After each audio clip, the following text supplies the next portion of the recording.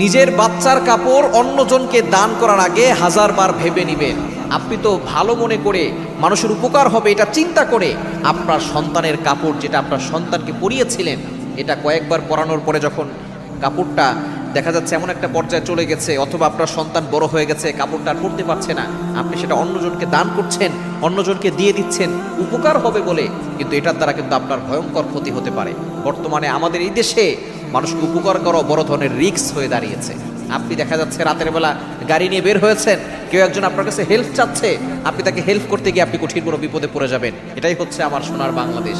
সুতরাং আপনি আপনার সন্তানের যে কাপড় মানুষকে দিচ্ছেন, এর দ্বারা বড় ধরনের ক্ষতি হতে পারে। কিছুদিন আগে এক ছোট বাচ্চা অসুস্থতা সারে না, বারবার শুধু অসুস্থতা হয়, কোনো রোগ ধরা পড়ে না, শুধু কান্নাকাটি করে। শেষ পর্যন্ত দেখা গিয়েছে যে তার যে কাপড় অন্য কাউকে দান করেছে, সেই কাপড় নিয়ে একজন তার উপরে জাদু করেছে, বাচ্চাকে ক্ষতি করার জন্য মেরে ফেলার জাদু করেছে। Can you imagine that? আপনি কল্পনা করতে পারছেন কোথায় গিয়ে দাঁড়িয়েছে আমাদের এই সমাজ? আপনি উপকার করার জন্য আপনার সন্তানের কাপড়টা, যেটা আপনার সন্তানের গায়ে লাগছে না, নতুন কাপড় আপনি একজনকে দিয়ে দিচ্ছেন, সে ওই কাপড়টা দিয়ে আপনার সন্তানকে মেরে ফেলার জন্য জাদু করতে পারে। এজন্য অবশ্যই আমাদেরকে সতর্ক থাকতে হবে। এবং বাচ্চাদেরকে ভালো রাখার জন্য 5 ওয়াক্ত নামাজ মাস্ট বি পড়বেন। নামাজের পরে আয়াতুল কুরসি এবং 4 কুল এগুলো পরে আপনার সন্তানকে ফু দিয়ে দিবেন। আপনার সন্তান ভালো থাকবে, দুনিয়ার কেউ আপনার সন্তানকে ক্ষতি করতে পারবে না ইনশাআল্লাহ।